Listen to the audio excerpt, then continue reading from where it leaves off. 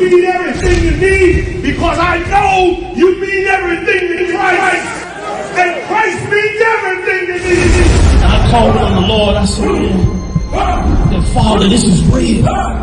Will you watch over them? Will you raise them up to be strong? I'm just a man with flesh. This is what you call for in your scriptures. You said they wore studs and fringes, they got it on. You said they will follow the Lord, they doing it. You said under your house shine, they ought to love one another. And they doing it.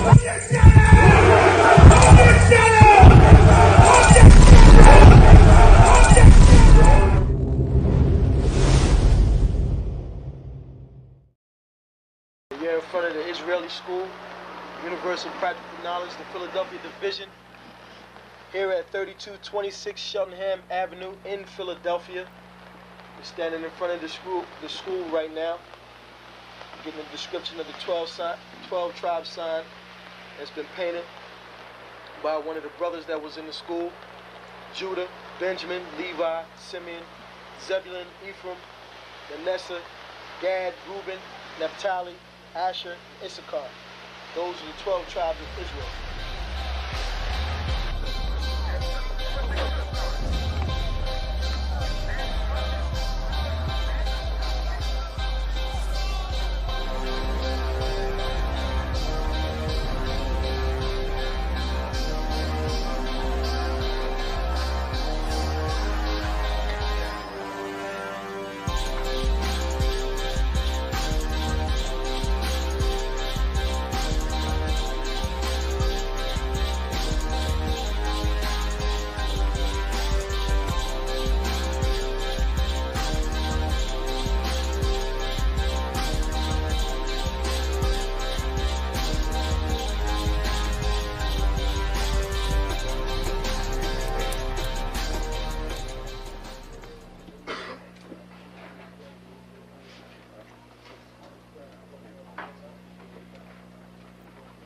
Shalom.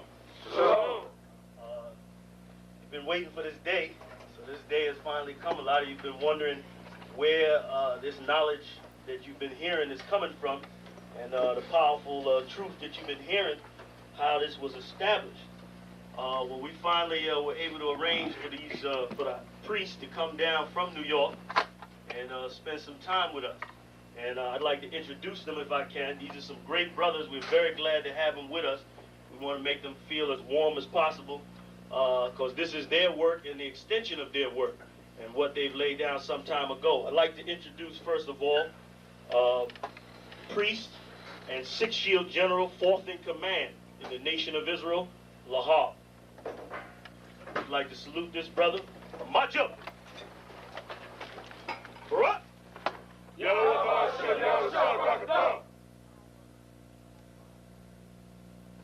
Yeshabiam, which means sit. And I'm going to turn it over now to Priest General Lahab. Water, brother. I'd like to say this, starting off, we're very impressed at your school here, and we're very impressed to see that the brothers and sisters in Philadelphia think enough of the Most High and the Bible and the truth and your nationality to be a part of this, because most of the brothers and sisters are running from the truth.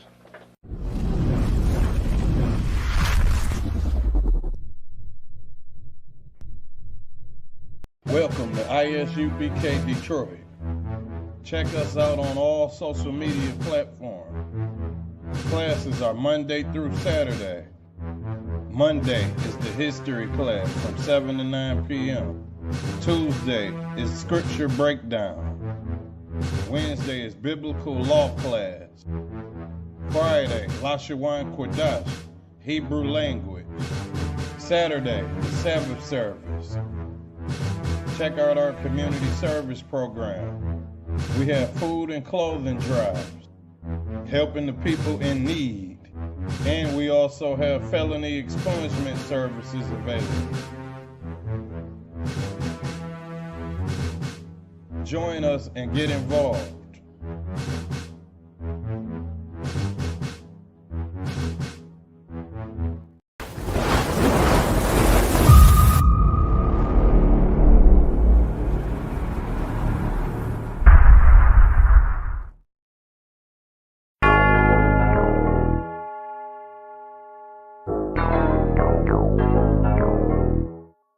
ironic. You know the truth is the truth, that's all I know. Cry loud and spare not, you gon' get exposed. A few real niggas left, you not one of those. Real soldiers, we was born to stand 10 toes. If he ain't one West, that nigga not one of mine. He got a purple 12, me, I got a black 9. The truth is the wife of my youth, chopper my concubine. Had to die to get my rib, that bitch forever mine. You know the game, a bishop gotta be blameless. But GMS teaching niggas to be rapists. They screaming we snitch. When Jordan Morgan was killed by your brother, y'all ain't say shit. Real prophets only dwell in the UPK, PSA, we don't sign NDAs. Real prophets only dwell in the UPK, PSA, we don't sign NDAs. Hey, 100 deep, 100 shields on, that's 100 priests. 100 boots, that's 200 feet. Tongue like a sword when I fucking speak. Teach you how to fish instead of fucking leech. Stop selling drugs instead of trying to fuck with me.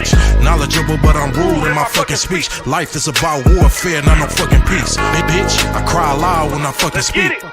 Make them wait a year before they fuck with me. Turn a street nigga to a fucking priest. Cross a priest and I promise you forever sleep.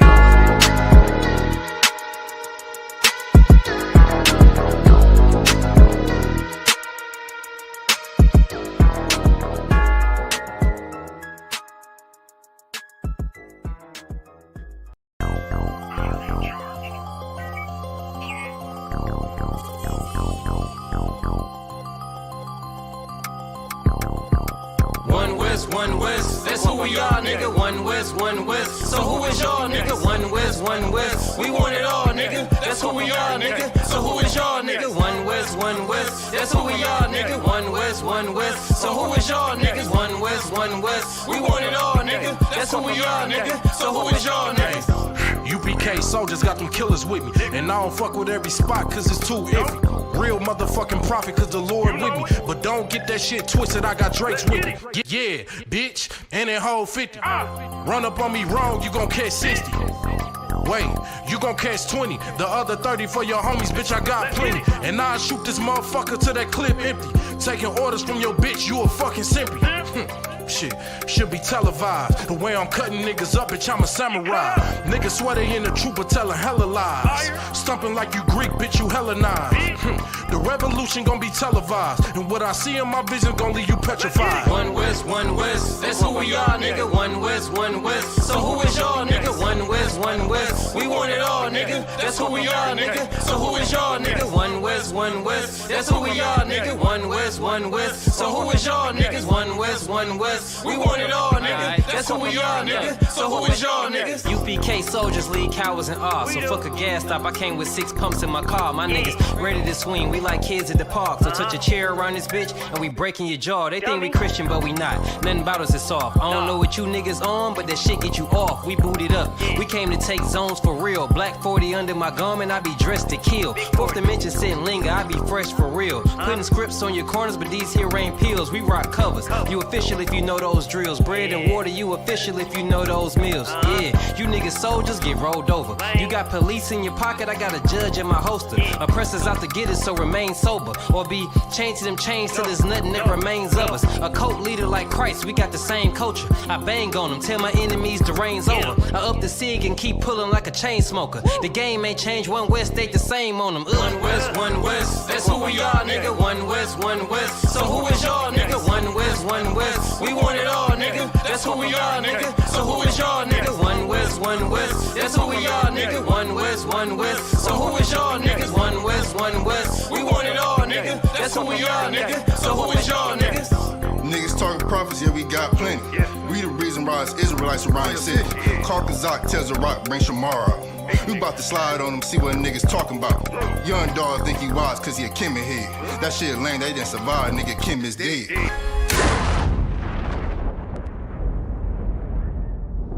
Where I'm from, little nigga, is a dirty game. I pledge allegiance to Yahweh, bitch, I'm UPK. Nigga, let's talk bodies. Set up on your corner, wake up everybody. Big priest, until I'm dead deceased. The mission is complete until you're off the street.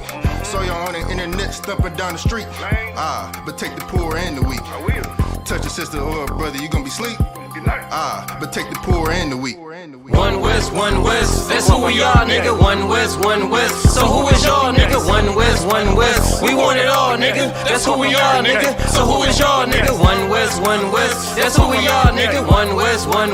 So who is y'all, niggas? One West. We want it all, nigga. That's who we are, nigga. So who is y'all, nigga? Fucking with the brothers, then I'm giving out major pain. Clip full of ball heads, I'm shooting out Damon Wayne's. Driven ambition, I ain't never changing lanes. Wise as an old man, but I ain't slanging cane. This ain't a game, this shit way deeper than rap. You speaking the cap, but the shit y'all speaking is cap. I'm 5,000, but I still keep it a stack. I'm in the truth, not cause back then I was seeking the fact. Cry loud for the niggas that's deep in the back. And the Lord with me, ain't no reason for keeping the strap. We peep the attacks, niggas say we ain't speaking the facts. Stealing breakdowns every time we teaching in class. Niggas snitching, y'all out here squeaking with rats. We be on the street corners teaching that Jesus is black. We on 125th Street, Harlem, nigga, you see where we at? One West, that's who we are, nigga. One West. So who is y'all, nigga? One West. We want it all, nigga. That's who we are, nigga. So who is y'all, nigga? One West. That's who we are, nigga. One West. So who is y'all, niggas? One West. We want it all, nigga. That's who we are, nigga. Test. Let me check and see if all this stuff is going. Shalom. Let's see.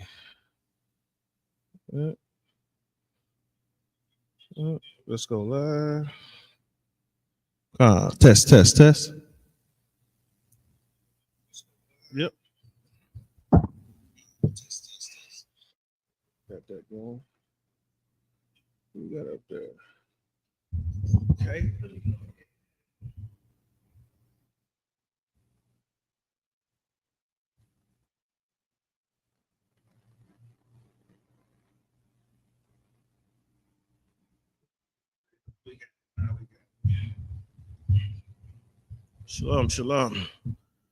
Shalom, Israel.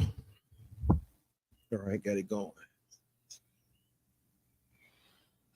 Yahweh by Hashem Yahweh Shah Brakatah, the brothers. Yahweh Shemalatah by Hashem Yahweh Shah to the sisters. We are ISUBK, Israelite School of Universal Practical Knowledge.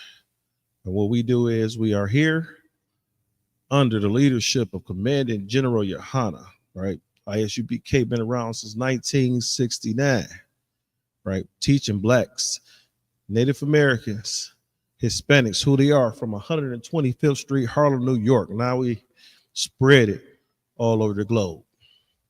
We taking over, right? Couple things. One is make sure you like, share, and subscribe to the classes, right? We got classes damn near every day of the week, right? You'll find a school teaching blacks, Native Americans, and Hispanics who they are according to this Bible every day of the week right here in ISUBK. In the Detroit chapter where we at right now, 12355 Gratiot Avenue is where we are at, right? And what we're doing right now tonight is the history class. In the history class last week, we spoke about the gods of Egypt. Spoke about the gods of Egypt. Let me get it. Shalom Christ. What you need, sir? Go to the camera and there's some buttons on the side that's gonna get that visual looking different. Come on. All right, walk me through it. All right, I'm in the camera. Thumbnail. Is it under thumbnail? You got a thumbnail over here.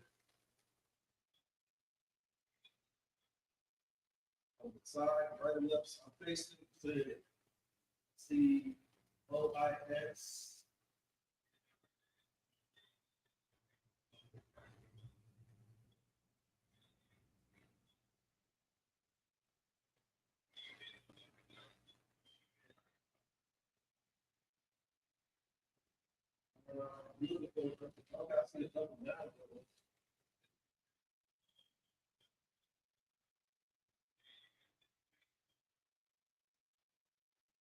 See, shutter,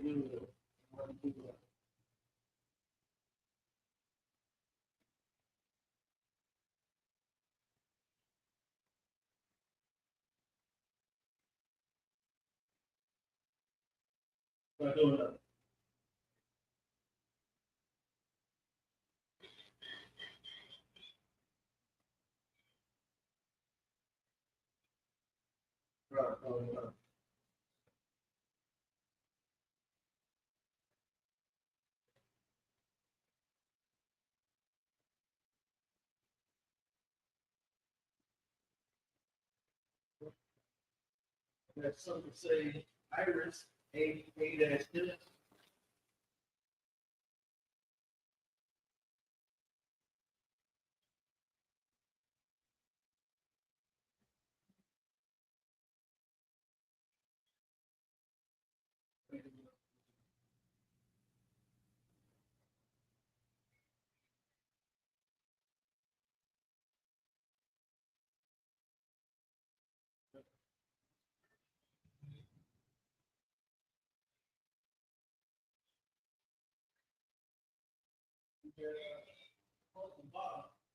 You got Iris A-dash, you got O-I-S, O-I-S.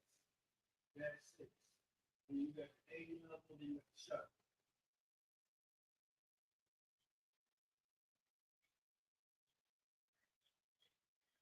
Yeah, it does that, but it doesn't do anything when I hit the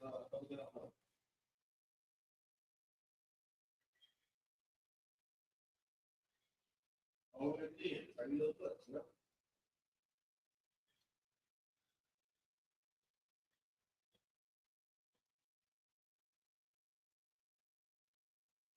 So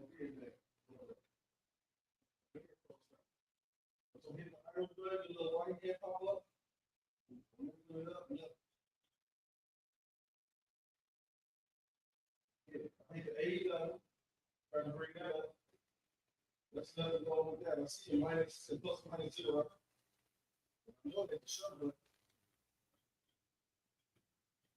it won't change. It won't change. Go. All right, go, sir. Shalom, Lord Christ. Sorry about that, Israel. So let's get back to where we was at. So last week we were talking about the gods of Egypt, and right. And the great thing about our power that we serve is that we see many instances where our power use what our enemies consider power and authority.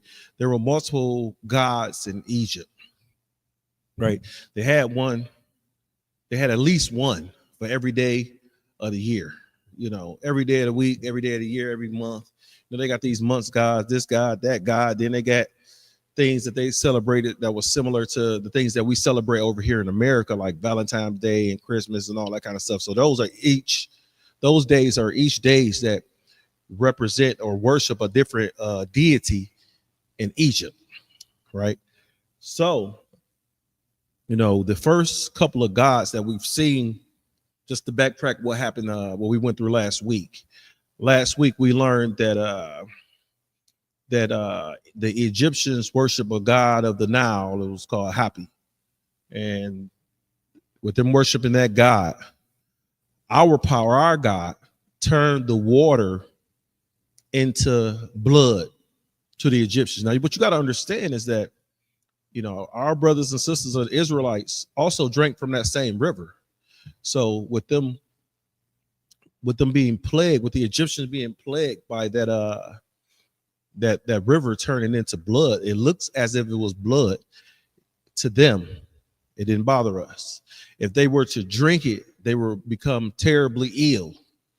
It didn't bother us. So why the Lord is plaguing the Egyptians right? Those plagues, that plague at the time, it didn't bother us, right? You know, and then they got other gods that look like frog, another god that looked like a frog, and you know the story where the Lord plagued them with frogs, and these frogs were in everything. It was such an infestation that the Egyptians said when you go to dip water out of the river, the frogs were in it. When you open up pots, when you open up cabinets, the frogs were in it. They were everywhere, in the bedroom, in the house, you know, everywhere, to the point where then the frogs had died on their streets, right? On their streets, and then it made the slime from the decaying frogs. You know, think about slime from a decaying body, and you step in, it's slippery, it's smelly, you know, and still continue to plague the waters. So even though the Most High God had turned the plague off, Pharaoh hardened his heart. And with Pharaoh hardening his heart, which being hard-headed, he forgot that the Most High God had turned the plague off, because he told Moses, like, hey, yeah, I'm gonna go ahead and allow you to, you know, I'm gonna allow your people to go. But then right when the plague had let up, and this happened with each individual plague, right when the plague let up, Pharaoh hardened his heart. I mean, he went back to, like, you know what, this is just, he went to the thinking that it was just Moses and not God. It was just Moses, because Moses was the how do you say it? Moses was the messenger, right? And he figured that, you know, he has sorcerers and musicians and stuff like that, and they could do some whatever crap that they did. So now Pharaoh's thinking like, hey, you know, the plague let up, right? He thinking Moses bringing in these frogs. You know, you got the plague of the locust. You got, you know, so many other different plagues that we'll go over, right? He thinking Moses brought these plagues in, and then once Pharaoh agreed to release the people, what ended up happening is Pharaoh was like, oh, the plague is up. Oh, no, get them back. Let's go get these Egyptians back, right? And understand not Egyptians, let's go get these Israelites back. And you got to understand, just the same way that over here in America, Black man, Native American man, Hispanic man, America cannot function without you. America cannot function without its slaves, right? Understand that you are a slave in today's American society, and this America cannot function without you, right? Think about what happened right after COVID. What you got to understand is COVID was a plague from the Most High God, right? They stopped playing football. They stopped playing basketball. Understand that these are, if you're familiar with like the Colosseums and how they had these different war games and stuff like that inside the Colosseums, right? Baseball, basketball. Now, there's nothing wrong with, you know, a little entertainment, but these things are similar to the games that they had at these Colosseums, and it was just designed as a distraction to keep the people from, well, it was said it kept the people from going to war, right? And it kind of kept their mind off the oppression, because now think about it.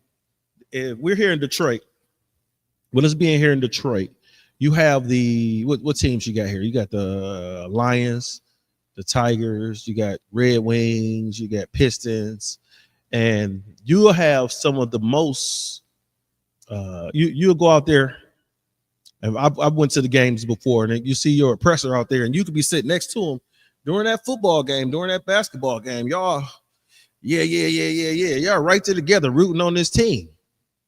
But then as soon as that game is over, you go back to being the same old oppressor he was doing. You a nigga in the parking lot. You're a nigga in the parking lot, right? So while your team is behind, you're back there like you're all together in unison, like, yeah, we got to win this game. And so, you know, you're so intense and it's impactful, and you're sitting there like, oh yeah, we got to do this, we got to do that, because we need to win the game. Get the ball to Chauncey Billups in the basketball game, or give it to this person, give it to that person, you know, pass it to Calvin Johnson, right? And that's what you're hoping for. And you and that oppressor is hoping for the same thing. Now, what you have to understand, Israel, is that you and your oppressor cannot have the same God, right? And it's proven. We've shown you that here in some of the things that we ran last week, and like I said, it's just a recap. We're showing you that you and your oppressor cannot have the same God, and the reason why you and your oppressor cannot have the same God because one, you are a slave, right? And the oppressor, right? He's not praying that his slaves to get free. You are praying that you can be free. You want to, you want to be free. You no longer want to be a slave. And since you no longer want to be a slave, you and your oppressor can't pray to the same God because you can't be free and a slave at the same time. Because your oppressor is going to pray that he multiplies slaves. He's going to pray that his slaves are diligent and efficient, and you just praying for freedom. And with you praying for freedom, you're praying for freedom. You want that pressure. You want that yoke of iron off your neck. You want that pressure off your back. And the oppressor is saying, no. You get some more yoke of iron. You get some more whips on your back, and things of that nature. So last week we were in the reading out of the book of Josephus. Now, understand that the book of Josephus, this is the book of Josephus. This is not scripture, y'all. This is not scripture.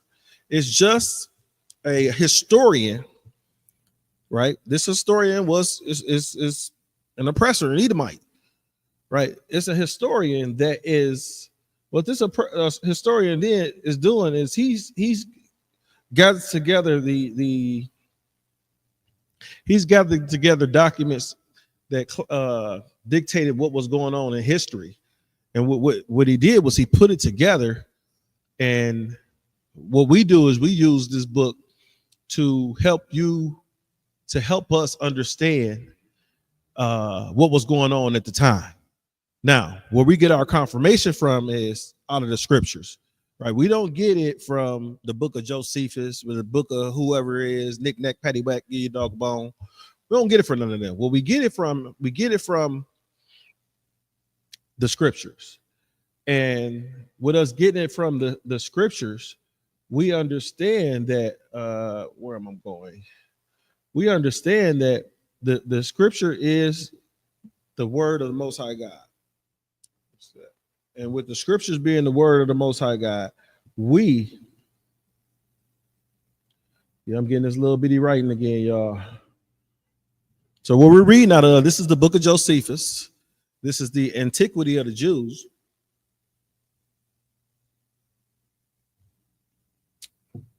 Right? And so let's see where we're at. We're going to go to book 2. How the Hebrews conducted under Moses. No.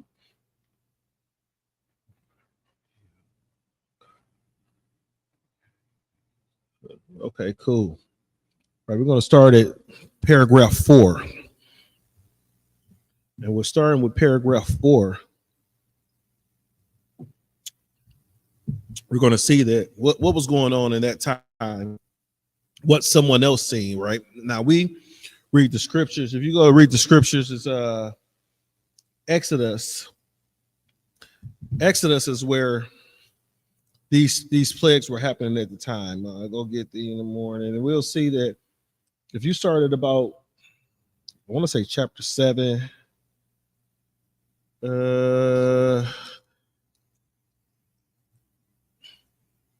So God gave us instructions in 6 to Moses, right? The plagues of the frogs was like right around chapter 7. So last week we went over the plague of the frog. I think that's where we ended at, was the plague of the frogs, right?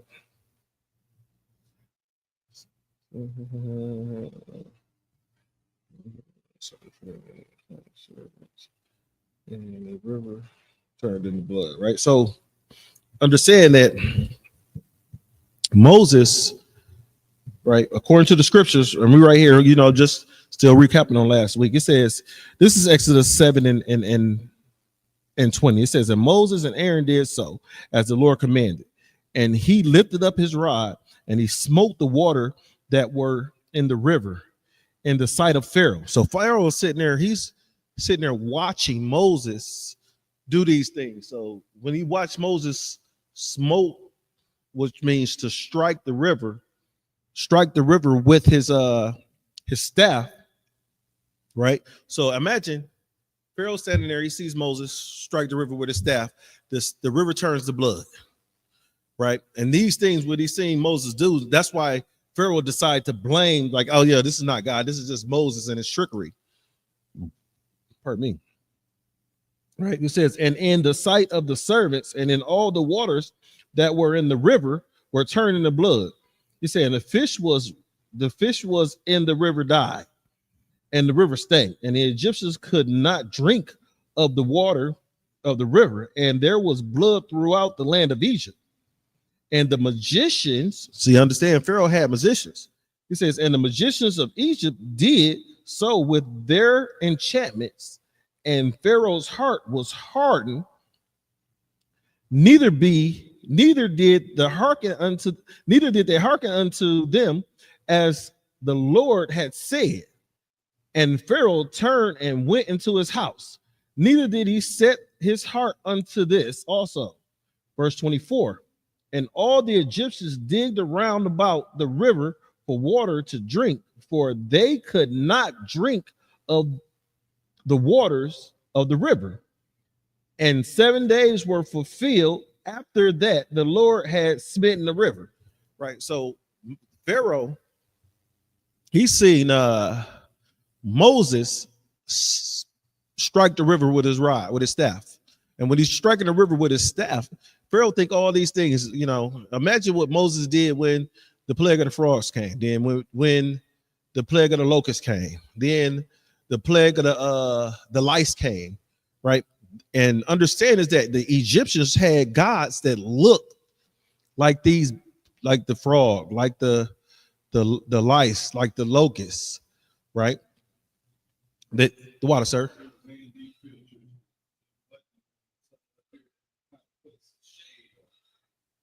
You have to show, just take a kind of what kind. So is that something that so somebody just accidentally hit the switch, or is this kind of what kind, sir? The water. If you allow, if you want to take over the class, it's up to you, sir. What I'm going over right now is the plagues and comparing it to the book of Josephus. Kind of what kind, sir? So, right, and so like I was saying, is that Pharaoh saw Moses perform these actions before a plague had this plague of the blood and the water had come forth.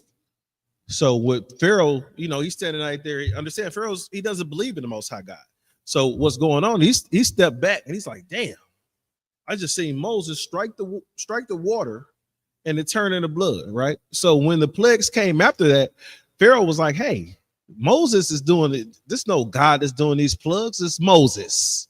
Moses is doing these plagues. For somehow he got a bunch of whatever. He got something to die in the water. And he's thinking of it scientifically. If what you got to understand is that the oppressor, he's going to try to explain. He's going to try to explain. Look at me, rush. I ain't even set up correctly. I'm about to get checked for that. I understand. Sir, you want to get here? Oh, you can do it.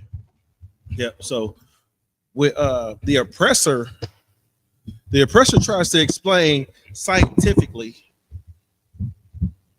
and there's a mic right there if need be. The oppressor tries to explain scientifically these plagues, right? Every time something happens in the something happens that is what they call it, natural disasters. You know, anytime you have a natural disaster, understand the oppressor. We understand here in Israel, right? We understand that it's a act of God. We understand it's an act from the Most High. So COVID, it's an act from the Most High. When you see these tidal waves that wash up on shore and wash these houses away, like in Japan, they had what you call that when the big tidal wave comes through and wash their ass away because they need a bath.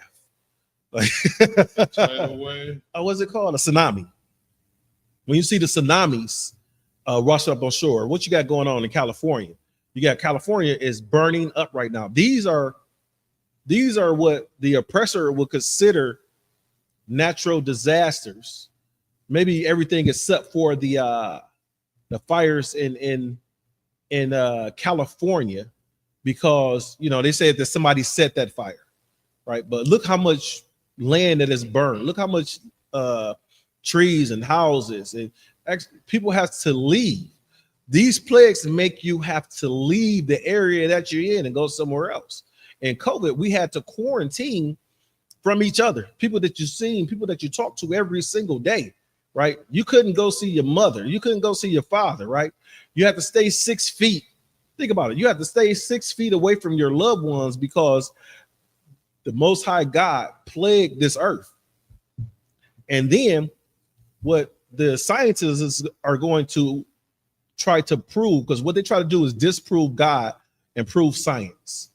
So the scientists are they try to disprove that this is an occurrence of the Most High, and say, all right, cool, we got some Moabites eating rat and bat and stuff like that over in Moab, and with them eating rat and bat in Moab, they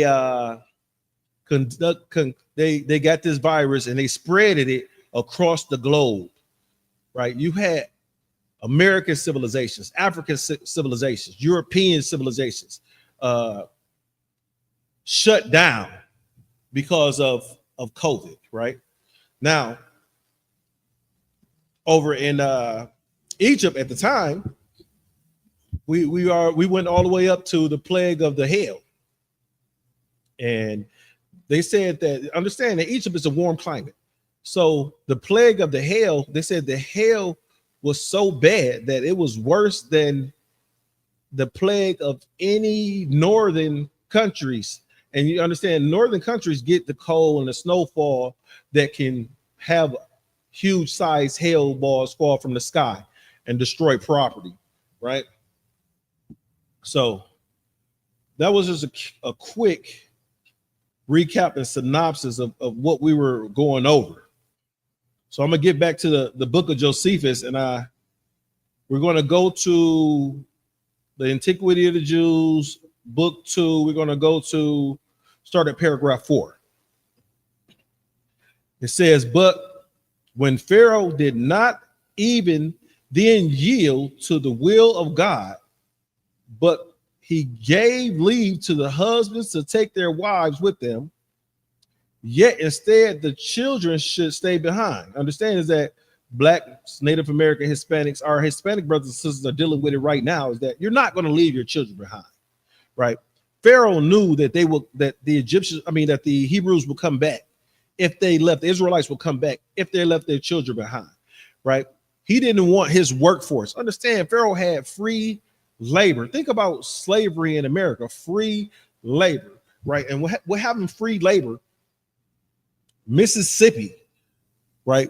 A slave state, right? A very live and vivid slave state at the time, was the richest state in the world during slavery. Now it's the poorest. And that's all because of free labor, right? So imagine Pharaoh has thousands and thousands of these Israelites, working for him for free, building things, making things, right? Understand is that your oppressor does not have to think when he has you as a slave, because you're going to come up with ways so that you can continue to keep your family together, right? So you're going to come up with the cotton gin, right? You're going to come up with the train. You're going to come up with what are some other inventions? You're going to come up with the stoplight. peanut butter, right? It's the 99, I say 99% of these inventions that make a workload easy. You come up with the wrench, right? Understand the adjustable wrench, or what's today's society called the monkey wrench. The monkey wrench was invented by a black man, right?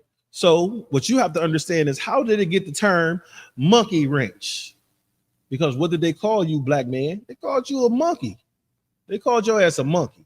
And with them calling you a monkey, so this black man invented this wrench. Oh, give me a wrench. What kind of wrench you want? You want an open-end wrench? You want a closed-end wrench? No, I want the monkey wrench. And everybody knew what it was. They went, okay, cool. They grabbed the adjustable wrench. They grabbed the pipe wrench and say, hey, here's the pipe wrench, because it's called a pipe wrench, right?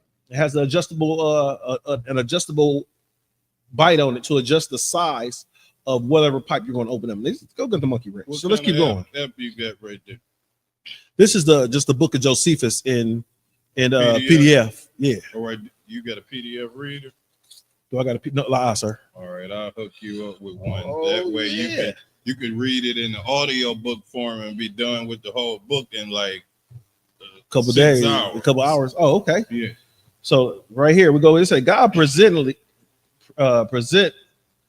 resolved to punish his wicked with several sorts of calamities, and they were so worse than the foregoing, which yet had a general afflict to them. For their bodies and terrible boils, right? Has terrible boils breaking forth in blains, while they were already inwardly consumed, and a great part of the Egyptians perished in this manner. But the king had understand is that these plagues are causing the Egyptians to, wow, I'm a big fella now. These plagues are causing the Egyptians to die, to become to pass away. And with the plagues of Egypt causing the Egyptians to pass away, understand that they're getting sick, right? They're coming up with these type of ailments. This right here is the boils, which I believe that was like the hemorrhoids, right? That's Barack got talking about. That's major close. If you want to, you want me to get some of the comments while you well, I ain't got nothing right now. I'm gonna just listen to what you got, and then I'll chime in. I don't know nothing about the Josephus because I haven't been able to get up into the Josephus yet, but I got a copy of it. Kind, right? So where we're at. So inward boils, the Egyptians started peril. He said, but the king was brought to reason by this plague, right? And we talked about the hail. It said hail was sent down from heaven, and such hail that the climate of Egypt had never suffered before, nor was it like which fall in the climate in wintertime, but was larger than that which falls in the middle of spring to those that dwell in the northern and northwest regions. The hail broke down their bowls laden with fruit. And it said, after this, a tribe of locusts consumed the seed, which was not hurt by the hail, so that the Egyptians all hope for future fruit of the grounds were entirely lost, right? So understand these huge hail balls, right? Now, just not too long ago, maybe about a year ago, it was hail in one of these European countries that they said was the size of basketballs, and this hail destroyed everything when it come down. Now, that's in the northern region where it gets those cold temperatures, and it's possible for that hail to accumulate to that size, right? This is how you know this is a plague of God, because these are things that hail should melt before it get anywhere near the ground in Egypt. Understand this is hot. It's an African country, so the lows are probably 60 degrees in Egypt. the highs are probably, you know, and I'm just estimating about 100, 120, well, about 120 degrees. It's probably like living in the summertime in like Arizona, Phoenix, or something like that, right? So everything that came down, this hail came down, destroyed all their bowls that carried their fruit, their seeds, right? And everything that the hail didn't destroy, the locusts, it said a tribe of locusts came through and devoured the rest of the seeds. So now they have these seedlings were their future seeds. So after they go ahead and harvest, right, they allow the ground to rest through the wintertime, and then they'll go back and plant these seeds in the springtime so that they can have a harvest again in the fall. Right?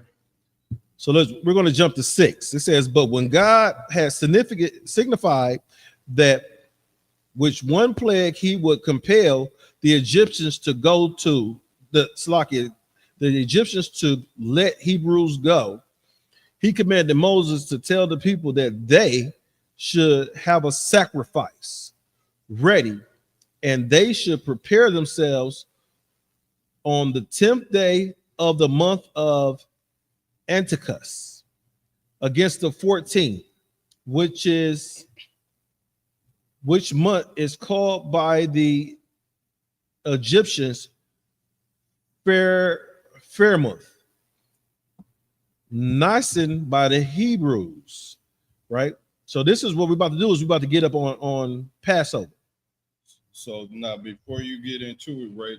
Did you get it? How long have you been reading this book on the history class? Oh, this is just I've been looking at this like a couple weeks. All right, how long? Couple weeks. Did you get into the telling the people like the history behind the person who wrote the book? Yeah, we did that because this is part 2 of the class. All right, so this is from, we got into that last week, and this week we're breaking it down to the Passover, why we celebrate the Passover, and it was due to this plague of the firstborn. Okay, just refresh me on the history behind the book, because this the Josephus, just in case the audience wasn't here last week. Well, we went over that earlier in the class. That's why I can do it again, sir. Yeah, just give me a brief just summary. Basically, Josephus is a historian, right? And what I was saying is that this is not scripturally based, but what it is just telling a story of what happened to the Hebrews during that time. I said, now, do you know the nationality of him? He's Edomite. Oh, all right, go ahead. Yeah, we went through that. This is an Edomite. So they're a non-believing Edomite, which, you know, he's telling his side of what's going on. So what's going on, he's going to use words and terminology that is not going to be what we use, because we understand God did this. Right. We understand that our power did this, right? To just similar to Pharaoh. Pharaoh thought it was just a trick for Moses. Right. Yep. So. All right. So just before you go into it, make sure everybody, this gonna be this QR code gonna be on the screen into the Passover. So make sure y'all click that link and pay your Passover fee. You can use your phone and scan that QR code on the screen. Okay. Yeah. Okay. You trying to get a little jazzy now? Well, you get a little jazzy. Somebody else created it in the other, I think in Atlanta or something. One of the brothers. But yeah, this is easy for you to pay your Passover fee. So, oh, that makes it much easier. Yeah. So like he was saying, you go ahead, like, share, subscribe to the classes, right? Click that QR code. Make sure you pay your Passover fee. Look, it's going to be so many things going down at the Passover. You know, we have the Black Party every year. Y'all get out there. We're going to have so many artists from Israel performing and going on stage. I think that sister's supposed to come back this year again. Is it? Past Detroit going up in there. Yeah. Oh, okay. Past Detroit going to be up in there. So we go. Israel is becoming celebrities. Yes. And the main thing we got to do is push this work. And the main thing you want to do to get a piece of heaven, come down to the Passover and see what the Lord does. That Christian church ain't heaven. They in there arguing, backbiting, want to kick each other ass. That's not what, you're not going to get a piece of heaven. You might get some singing that'll make you think you in heaven, but this Passover going to give you a piece of the kingdom of heaven. You can go ahead. Yeah. I ain't gonna throw you off. No, you ain't gonna throw me off, sir. Matter of fact, since I got you here, I'm glad you're here. I'm gonna throw a question to you, right? You gotta understand this is that and this may be off topic. Well, it is definitely off topic. You have people like understand is that ISUPK Israel is the home of the truth. If you're not in the ISUPK, you're not in the truth. If you're going to these fake Israelite groups, if you go into these what's this? These Christian churches, you know, the Buddhists, the mosques, the Muslim mosques, you go into any so-called religious organization to seek salvation, you're not going to find it, right? You're not going to be led to it. You're not even going to have a clue what to do, how to follow the law, statutes, and commandments of the Most High God if you're not in the ISUPK. You may get a glimpse because you're outside and you're following somebody else. Oh yeah, I got to. I shouldn't kill my brother. Thou should not kill, right? But there are other laws, statutes, and commandments that we got to find that we have to follow here in the UPK, right? And everything is documented in your Bible. It's all documented in your Bible. Now, with that being said, right, you can't go out here and get an amplified Bible. You can't get a new what's that? The new amplified version or some those different versions of the Bible. They're not translated correctly, and with them not being translated correctly, they're close, but it's not all there, right? And with it not being all there, when it misusing certain translations, if you misuse a translation, you're going to get the wrong understanding, right? If you don't have an apocrypha, right? If your Bible doesn't have an apocrypha, you're missing, what's that, 14? You're missing 14 books of what happened during our rise and fall. So I think I did throw you off. You did throw me off, but that's all right. So, let's get it. We're gonna get back to this. Getting ready to go over the Passover and in the Josephus of what they're saying about the Passover and Josephus, right? Well, how things got started. Come on, concert. So let's go to right now. If you're in the book of Josephus, this is the second book, Antiquity of the Jews. We're at paragraph 6. It says, "But when God had signified that with one plague he would compel the Egyptians to let Hebrews go, he commanded Moses to tell they should have a sacrifice, and they should prepare them on the 10th day of the month of Antichus against the 14th, which month is called by the Egyptians Harmonth, Nicene by the Hebrews, but the Macedonians called it Xanticus, and that should carry the Hebrews with all they had. According, he had got the Hebrews ready for their departure, and having sorted the people into tribes, he kept them together in one place. But when the 14th day was come, and all were ready to depart, they offered the sacrifice and purified their houses with the blood, using bunches of hops for the purpose. And when they had supped, they burned the remainder of the flesh as just ready to depart, right? So understand is what's going on now is that Moses is getting the Hebrews ready for the departure, right? For their exodus, so that they can leave Egypt, right? And I'm gonna get it here in the scripture just to show you what was going on at the same time, right? So that Josephus is aligned to the Bible, not the Bible being aligned to Josephus. So now, is he talking about the Passover preparation where you cook the food and whatever you don't eat that day, you burn it because it just says something about burning? Yeah, so they understand is that he is saying that, all right, they've already wiped the blood over the doorways, right? They already done that. They getting ready to eat. and they getting ready to take off. That's why I wanted to finish this here. I'm gonna finish this passage, then I'm gonna jump to the scripture that align with it. Right? Oh crap.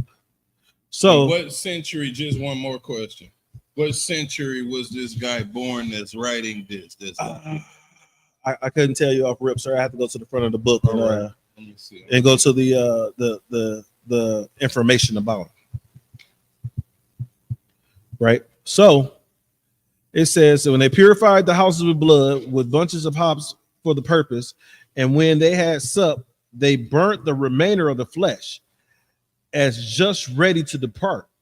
Whence it is that we do still offer the sacrifice in like manner to this day, and call the festival Pascha, which signifies the feast of the Passover, because on that day God passed over us and sent the plagues upon the Egyptians, for the destruction of the firstborn came upon Egypt that night, so many that the Egyptians who lived near the king's place persuaded Pharaoh to let the Hebrews go. Accordingly, he called for Moses and bid them gone, as supposing that if once the Hebrews were gone out of the country, Egypt should be free from his miseries. They also honored the Hebrews with gifts, some in order to get them to depart quickly, and others on account of their neighbors and friendship they had with them. Right? So what's going on is that the Egyptians, after the plague of the firstborn, right? After the plague of the firstborn, the Egyptians wanted the Hebrews out of their country. They didn't want them there no more. Like, understand that they understood, the Egyptians understood, right? This was the Egyptians. Just back it up. The Egyptians, after the plague of the firstborn, so the firstborn and everything was killed. Firstborn son, firstborn rat, right? Firstborn roach. If you have some roaches in your house, the firstborn roach was gone, dead, unalive, right? The cattle, horses, cows, all unalive. Birds, unalive. Fish was already, most of them was already died because was unalive because of the plague of the blood in the river.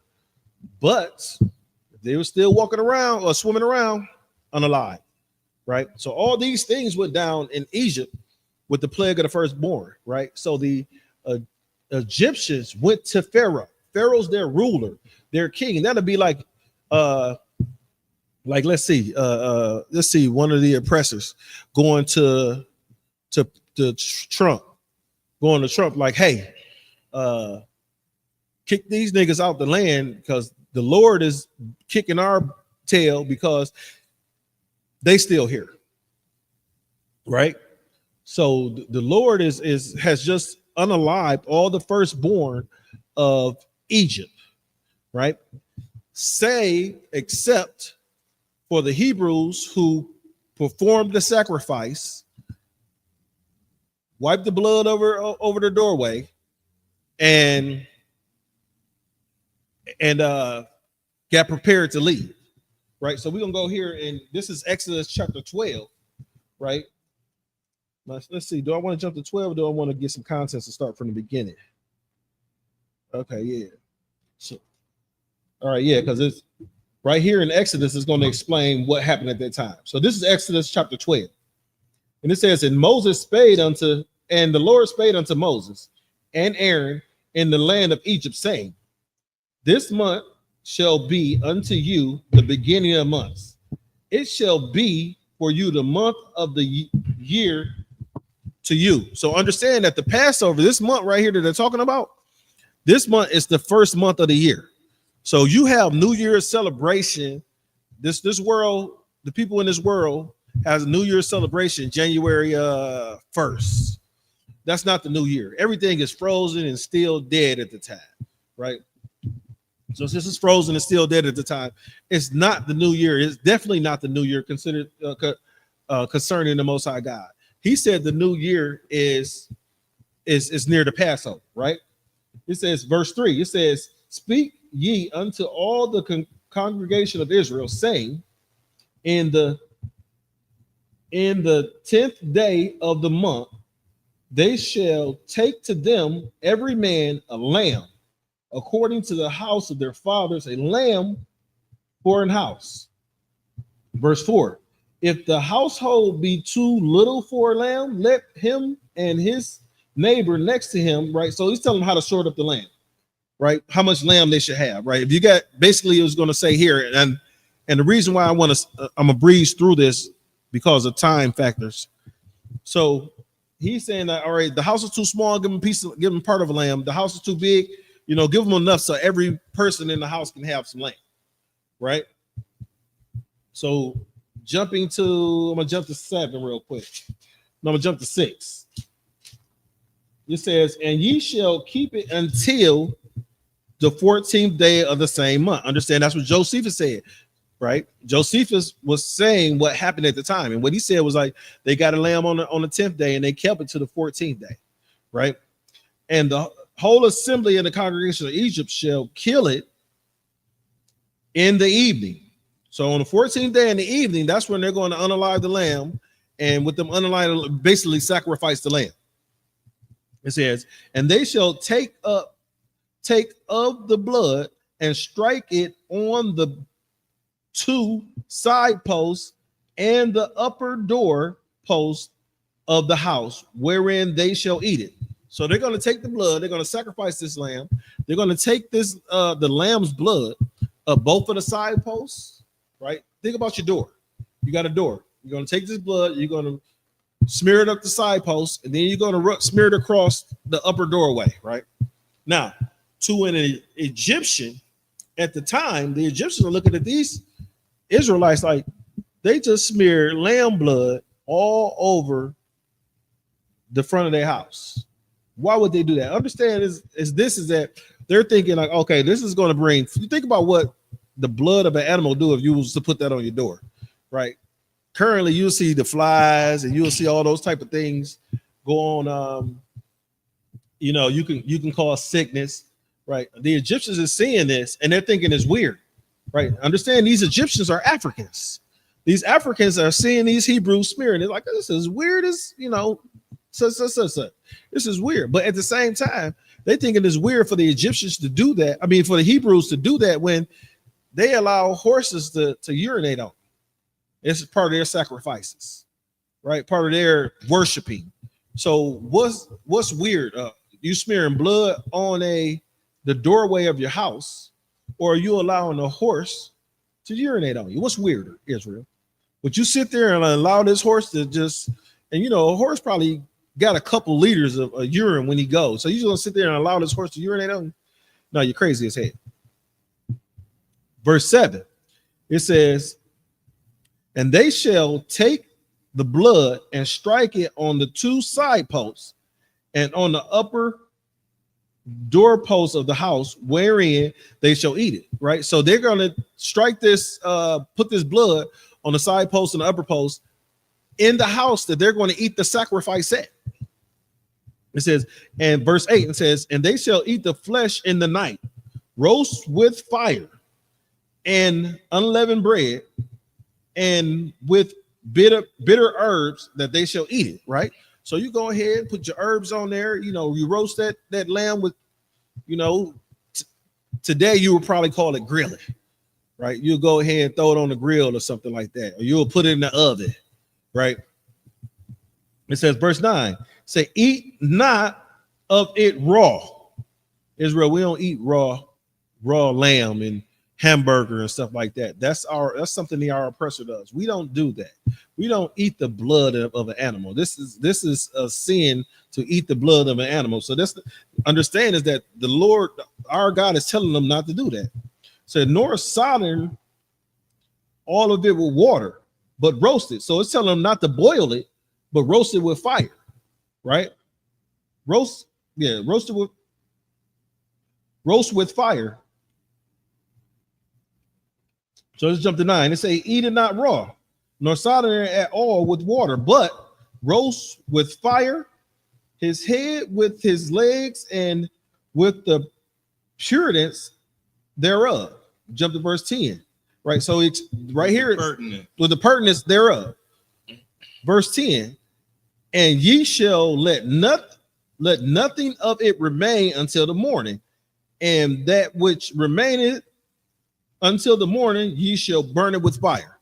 Right? So you take your field and eat it all up. Anything left over that you can't eat, you burn it up. You burn it up with fire. You destroy it. Right? You destroy it.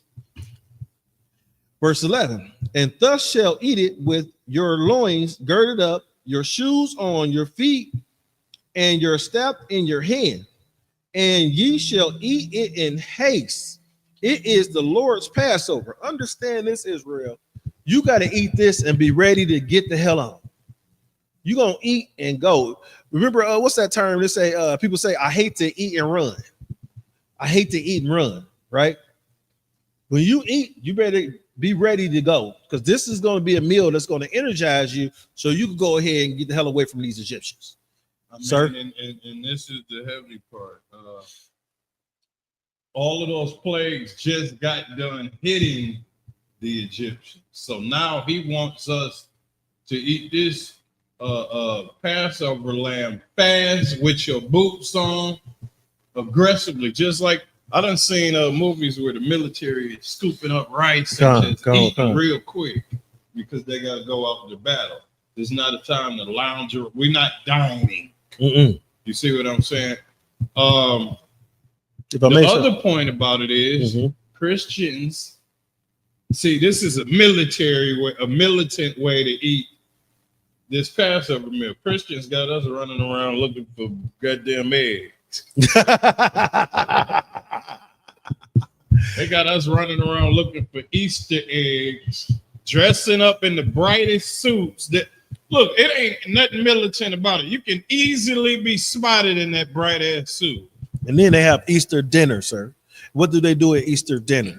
They sit down, they talk to you. You're sitting at the table. At Easter dinner, you sitting at the table with the man that assaulted you as a child, that took advantage of you as a child. You got to sit at that table with him, trying to please your mama. Trying to get over it. Yeah, you know, having all kind of stupid thoughts of the action over and over again while you eat. Like it's the whole time you sit there. I'm here to please my mama, and then in the back of your mind, you're hoping that he don't chew up a piece of the ham fully when he swallows it. So you know, this is not the way America taught us how to celebrate Easter, which is the fake version of their Passover or whatever. The Bible says Easter is the Passover. They got us celebrating Easter and these two type of meals, and the way we celebrating it is the total opposite. If I may, sir, go ahead. Not the Bible say that Easter is the Passover. I mean, Easter means America. America has you understanding or believing that Easter is the Passover, right? Now, what you have to understand that Easter represents the Passover, right? Then it's going to tell you Easter is when Christ went to the cross, right? So it has multiple meanings, which it means nothing. I'm talking about when you go into the Hebrew word. The word Easter means Pascha, which is for Passover. Which means Passover, but it has nothing to do with the Easter today. That's basically. Yeah, it has nothing to do with sir. So what we're being taught is that when you have that so-called Easter dinner, you sit down, you relax, you loosen up your belt so you can get some more food in there. Think about the things that you do, right? According to what the Lord told you to do here in verse 11, right? You take your shoes off because mama don't want you to walk on the carpet because she just got that brand new carpet. She'll spend $500,000-$600,000 for the carpet alone. The house is falling apart, but there's new carpet in there, right? You take your shoes off. You're watching it. What's going on during that time? Is it basketball? Football? No, it ain't football. Baseball. It's basketball probably. So you probably watching the basketball game, right? You seeing LeBron James run down the court and dunk on folk. You got your belt loose. Your shoes is off, right? You relax while you're slowly consuming this food. And to keep people from feeling comfortable about all these thoughts, you sitting there, you waiting to get unalived by somebody. Mm-hmm. That's how relaxed you are. You're waiting to die. And not you so relaxed, you waiting to get unalive. You're not like the Lord told us to behave in the Passover in the ancient biblical past. Come on, come. See what I'm saying? Because right now, people probably thinking, you know what, I'm gonna watch the game on Sunday. Mm-hmm. Well, set yourself up for failure by doing that. Come on, come. Understand that these Hebrews, they wasn't ready to watch no game, right? They weren't preparing to watch no game. They weren't preparing to have a game night at the house. You game night. We're gonna chill. We're gonna party, right? They wasn't prepared to do that, right? Right here in verse 11, this is 12, verse 11. It says, "And thus shall eat it, and with your loins girded," right? With your shoes on your feet, your staff in your hand. You got to eat this like you're ready to go to war, right? You got to be prepared to go to war. You sitting there, you got your strap, you got your shoes tied up, you're eating, you're looking out because you don't know what's going on. You don't know what's about to happen. All you're doing is performing and doing what the Lord told you to do. You don't know what's going to happen next, right? So you got to be prepared and ready for anything. And that's what you say, with your loins girded, right?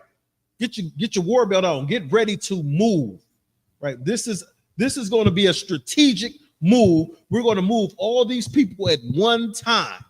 Imagine if you're moving 200,000 people at one time, right? It has to be organized. It has to be militant. You got to be ready to go, right? And then this is what's going on right now with the Hebrews, right?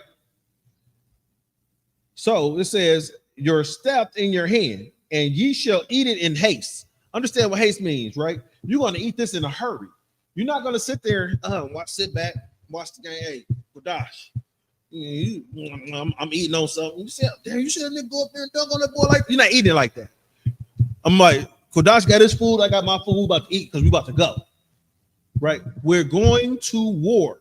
Kids, hurry up and eat that goddamn food. Shut up, talk and eat. Shut up and eat. That's what you do. You shut up and eat. You eat it in haste. You got to be ready to go because when the Lord say move, move, right? It says, now we jump to verse 12. It says, for I will pass through the land of Egypt this night. The Lord said, I will pass through the land of Egypt this night and will smite all the firstborn in the land of Egypt, both man and of beast, and against all the gods of Egypt, I will execute judgment. I am the Lord. Right? Understand this. So we got any comments? Can you read the comments? Yeah, I can't see them. I just made them bigger just now. So it says, if you don't mind, say it out loud for me. Salakia, sir, find out what era was Josephus was. So I just looked at the Josephus was, all right, so this book is called Joseph, The Complete Works of Josephus, Antiquity of the Jews. So Josephus had many writings, the Jewish War, Antiquity of the Jews, Against Apion, and the Life of Josephus. All right, so a lot of them are written around, the last three was 93 AD to 99 AD. The Jewish War was like 75 and 79 AD. Now, the Antiquity of the Jews is what we're reading now, which was 93 AD. Now, it says Josephus wrote Antiquity of the Jews to present Jewish history to Roman audiences in a way that was understandable because they can't read our book. Mm-hmm.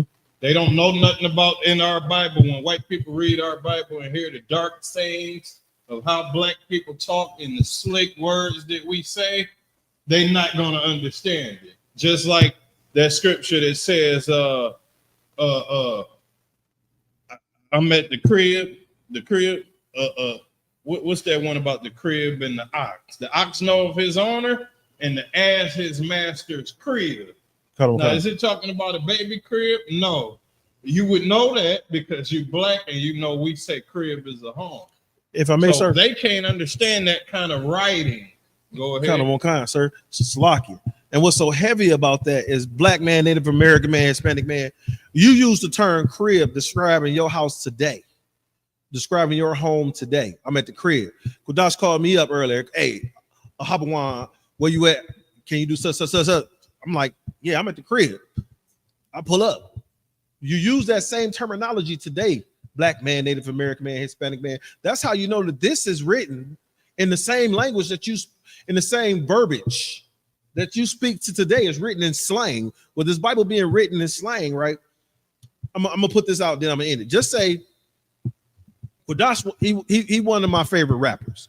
I need him to put out some more verses because he's playing around because I need some more rap to come out. You know, he got me listening to little, all this other little this and little that because he won't put out no rap. Now, when he put out some rap, I go through the language of what he has rhymed and what he's put together. I'm listening to it. Yeah, you know what I'm saying? You know, he had a verse in what was that song you got that we used for the intro? But and the thing about it is if he puts something out, who you think is going to be able to understand what he's saying in this rap? Me? Or some damn Edomite that studies African American culture. Well, to put it simpler, white people got to go through a whole learning process of coming in our hood. Kind of what kind? Like if they move in our hood, if they move and integrate, they got to learn a whole different language of what they speak. They got to learn what op mean, peel your cap back, all of this type of language that we got. They got to know what a John means out in New York, Philly. You got to know a bunch of stuff, and this is the reason why Josephus, the Edomite, wrote this. It says, Antiquity of the Jews was wrote to present Jewish history, which is talking about us real Jews, not Jewish. Jewish history to Roman audience in a way that was understandable and respectable. He wanted to demonstrate that Judaism, which it wasn't Judaism, we was following the Most High, but that's what they think we would follow. So he wanted to demonstrate that Judaism was ancient and noble tradition, not inferior to Greek and Roman culture. So Greeks and Romans thought themselves to be superior and this and that.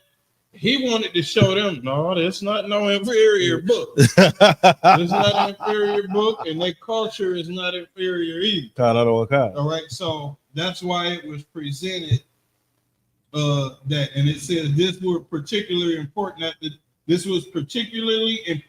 the destruction of Jerusalem in 70 AD, as many Romans viewed Jews negatively.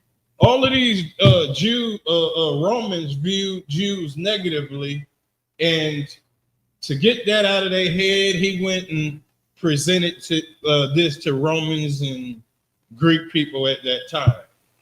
Yes. So what's so heavy about that is, and for you Native American man, you black man, you Hispanic man, ask yourself this question: does these Edomites, does these oppressors view you negatively now? Right? And your answer has to be yes, because you have to take a look at what's going on in today's society and compare it. Now, this was, if they looked at you in 93 AD negatively then, right? So it's 2005. 2005 plus 93 years is how long ago that was. They viewed you damn near 2100 years ago. Over 2100 years ago, they viewed you negatively. You were negative. The things that how they view you is, soon as something happened to you, they look at your criminal record. That stuff went on then, right? As soon as something you come out, you're the person that the police are going after. You call the police out, they come and arrest you, or they unalive you. That was going on then. You call the authorities out. That was going on then. They hurt you then. It's still going on today. So they're only viewing you in the same way that they viewed you then. Their view of you has not changed. And matter of fact, let's get deeper, because we we're damn near going off into just talking about the origin of this book. Gets off into the history stuff that I was talking to the brother last week about. Now you owe me that Chronicle Lineage breakdown, but I'm not going. We're gonna get off into a portion of it. Now we just read that the reason Josephus created this book is to present it to not Jewish, but Romans and Greek people that viewed Jews negatively. Now let's get into why they viewed us negatively. Why did they view us negatively? Because guess what? We were in captivity under the Greeks. They got something, it's a word called Hellenized. All right, let's look up Helen. I'm going to get Helen. Stomping like you Greek because you're Hellenized. The origin of the word Hellenized. Bar by Zerah. Helen. Now watch what it says. This is what was going on in Greece. So it says the word Hellenized comes from the Greek root Hellenizo, which means to speak Greek or to adopt Greek. The Greeks wanted everybody to adopt them. I guess, and I ain't adopt their cultures and ways, sir. They wanted everybody to join their white supremacist doctrine and their way of life. Because they're looking around feeling inferior to everybody else. And they definitely was feeling inferior to the Persians because the Persians had us in captivity before they did. So they live right next to the Persians. Like in the landmass, you have, I think Greece would have to cross over Greeks would have to cross over through Macedonia to get to Persia. Okay. Last time I looked at the map, so they was that close. They could have either came over by water and got over there to Persia, or went through Macedonia around the top, like we got the Canada, the mitten, the Upper Peninsula. They have to do something like that to get over there. So they're close. And why is this even important? That the Greeks were so close to the Persians that had us in captivity. Because anybody that had black people in captivity, you could see us shine even in slavery. You could see the talent and all kind of stuff that's coming from that area. Them looking at us, they want a piece of that too. They end up putting us in captivity. Then it got so point that, and think about it, Edom might put us in captivity. They're going to feel inferior. Why we in captivity? They wanted to erase our culture. Let me get the rest of this Helen. They wanted to erase our culture. It says Helen, which means to speak Greek or to adopt Greek.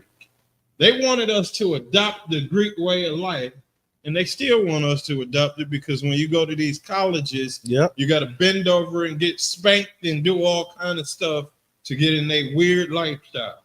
And speaking about those hazing practices, is that it's always a LGBT-ish hazing that goes on, right?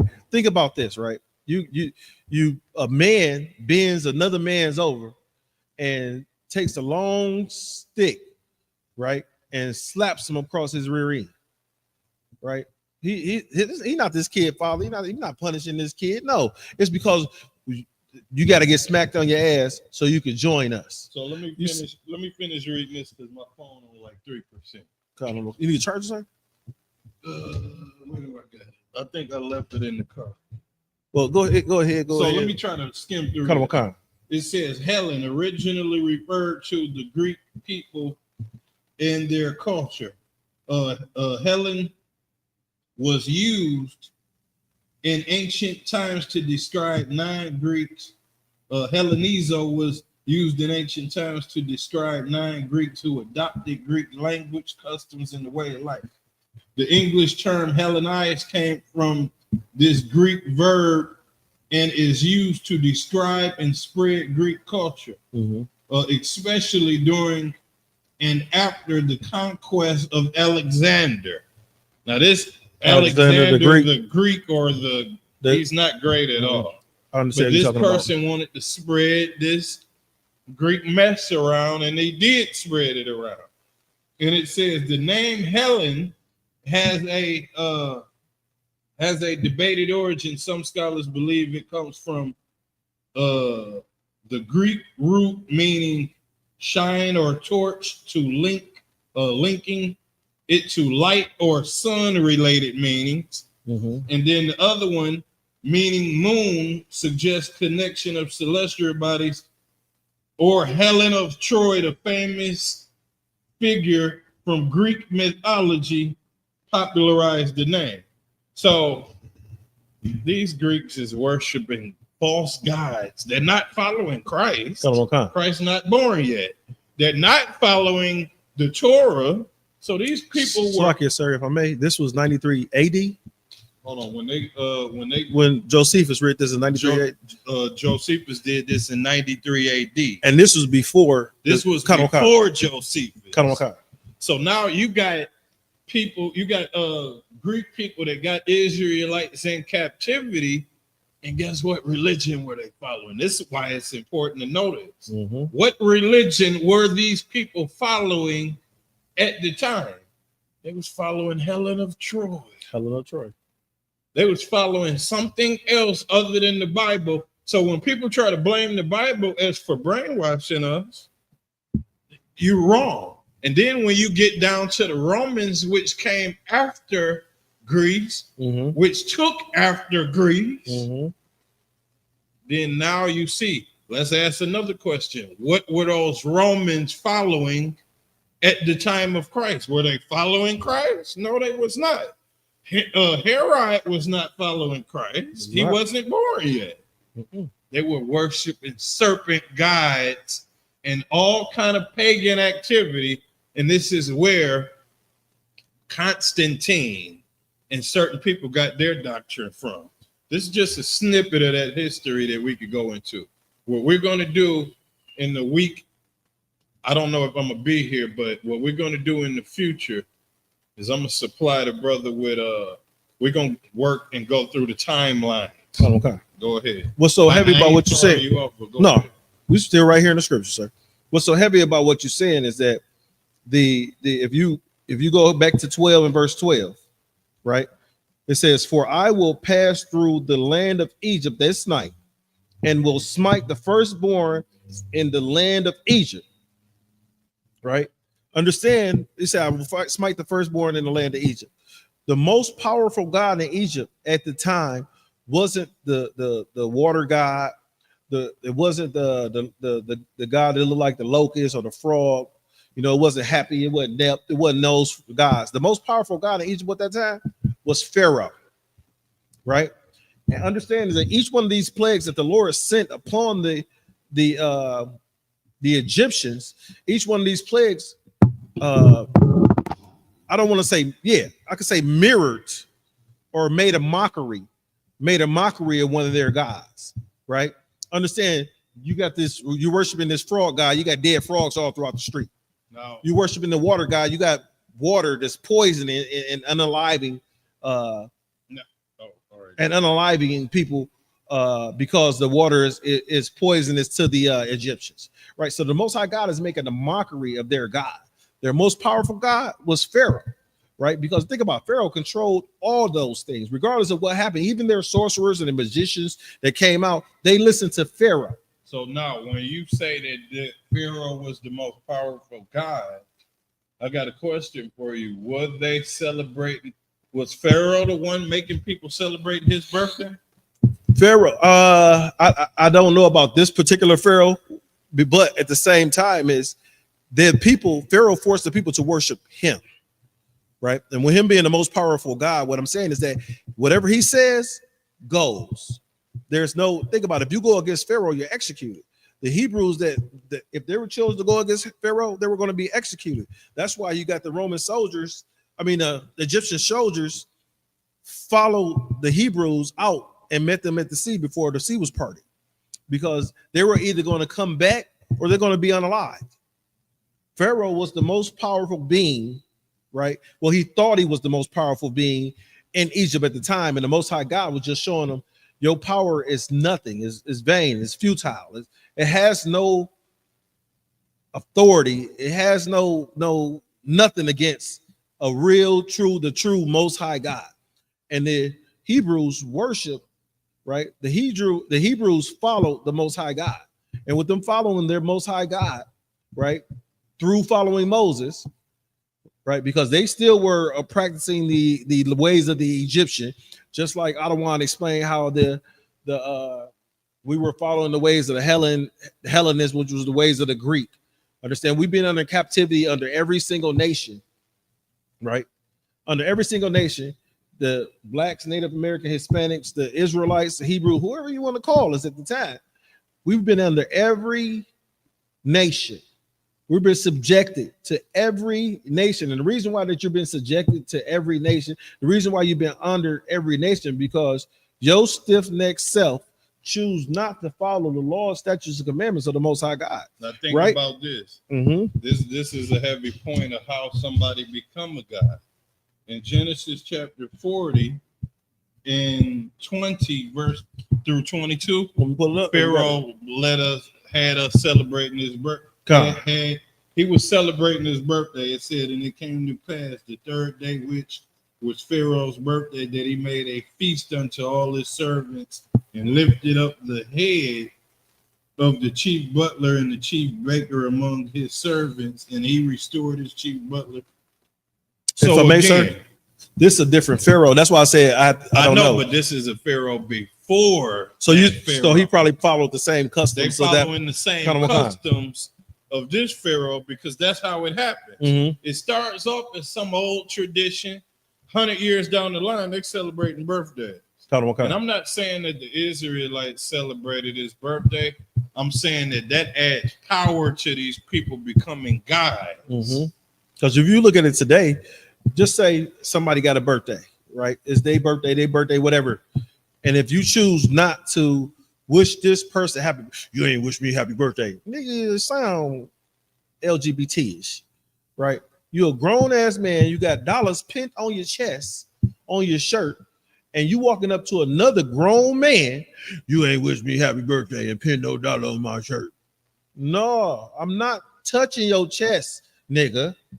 I'm not saying all that happy birthday and all that kind of. I'm not saying that to you because you're a man and I expect you to be one, right? So you go out and pout and cry because this other man didn't wish you happy birthday.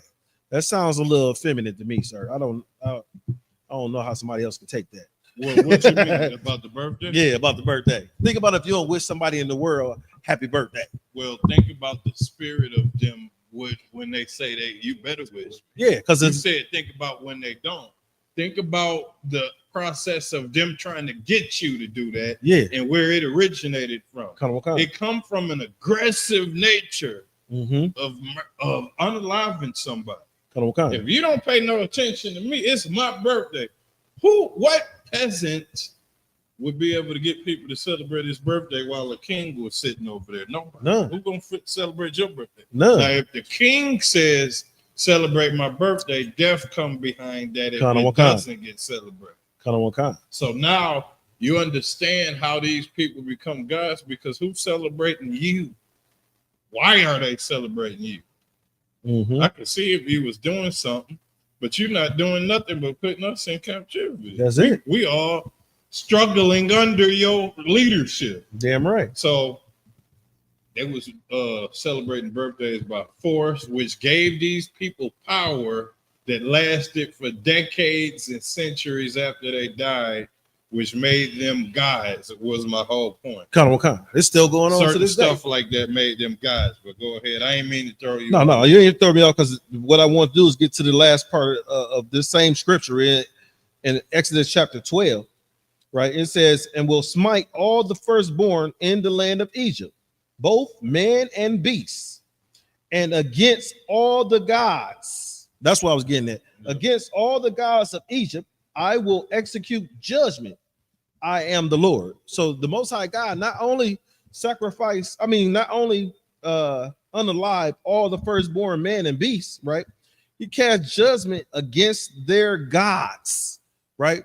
Against their gods. Think about this, and this was what I was getting at. when I said they worship the Happy, the water god, or Nep, or all these other gods that they were worshiping. When they worshiped these gods, the Most High God was casting judgment on their gods because what? At the time of the Passover. Because guess what? Israel, you decided to do what the Lord told you to do.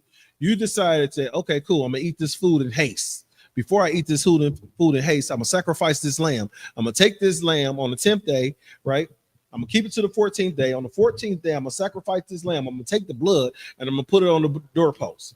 Right after I put the blood on the doorpost, I'm gonna go inside. I'm gonna put my shoes on. I'm gonna put my gear on. I'm gonna be ready to go. Right, we're gonna prepare this lamb. We're gonna roast it. We're not gonna boil it. We're gonna roast it. Right, we're gonna roast it with fire, and we're gonna eat. We're gonna have our fill, and all that's left over. What we're gonna do is take that. There's all that's left over. We're gonna burn it up. Right, because the Lord is going to pass through Egypt tonight, sir. The Lord is going to pass through Egypt tonight. With the Lord passing through Egypt tonight, right? All firstborn shall be unalive, right? That's 11:5. Right? So if we go back, I'm gonna jump to this is Exodus 11:4, right? It says, and Moses said, thus said the Lord, about midnight will I go out into the midst of Egypt, verse 5, and all the firstborn in the land of Egypt shall die. From the firstborn of Pharaoh that sitteth upon the throne, even unto the firstborn of the maidservant that is behind the mill, and all the firstborn of the beast, right? Understand that the Most High God said the firstborn of everything. And with Pharaoh being the Most High God has already made a mockery of all their other gods, right? Now it's time, right? And then he hardened Pharaoh's heart each time he hit him with a plague. Now it's time for the death blow, right? Understand, we serve a God that like to floss, like to shine, like to say, ain't nobody power. Oh, right? It's nobody's power, but the Most High God's power to right? There's no one's authority, no other power. Slack, yes, sir.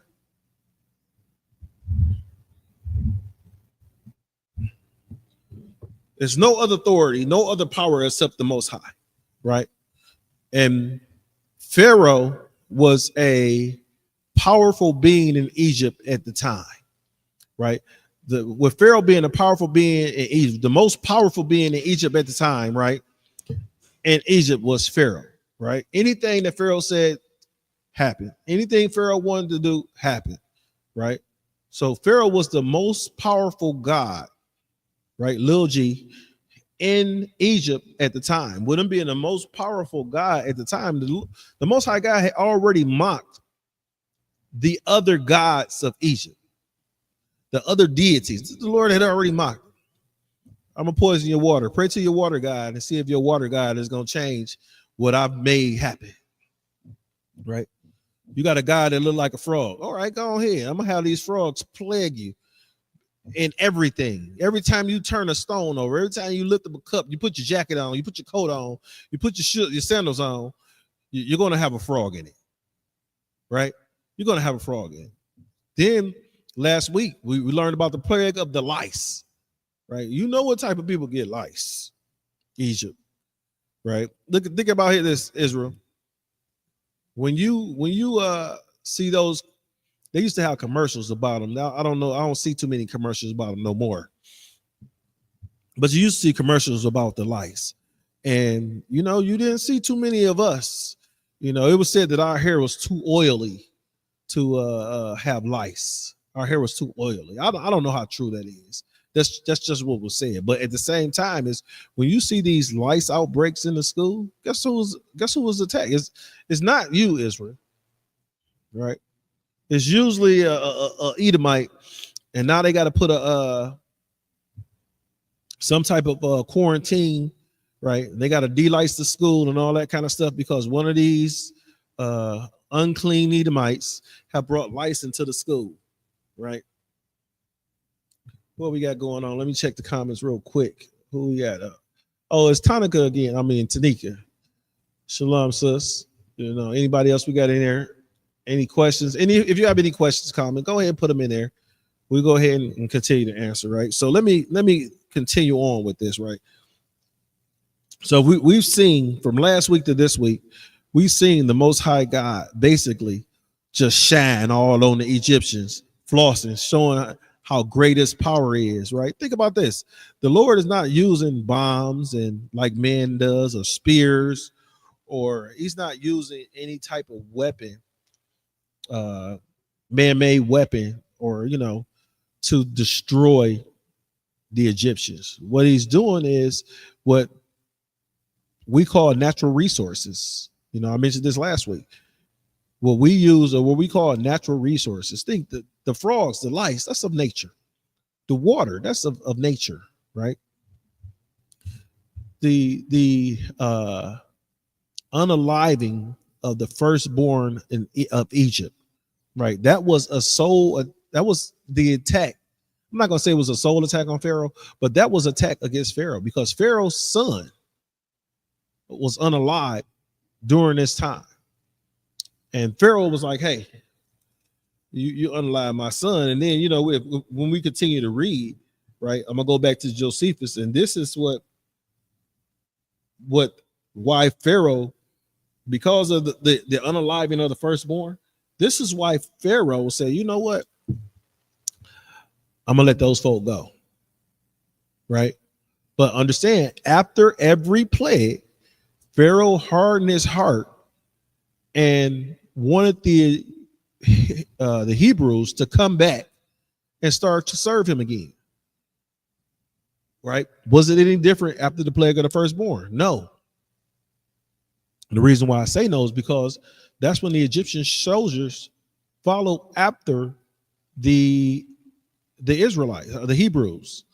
That's when the Egyptian soldiers followed after them, right? Because the Egyptian soldiers, their job was to gather up those Hebrews that left and bring them back to Egypt, right? So what we're going to do is we're going to jump to the book of Josephus, right?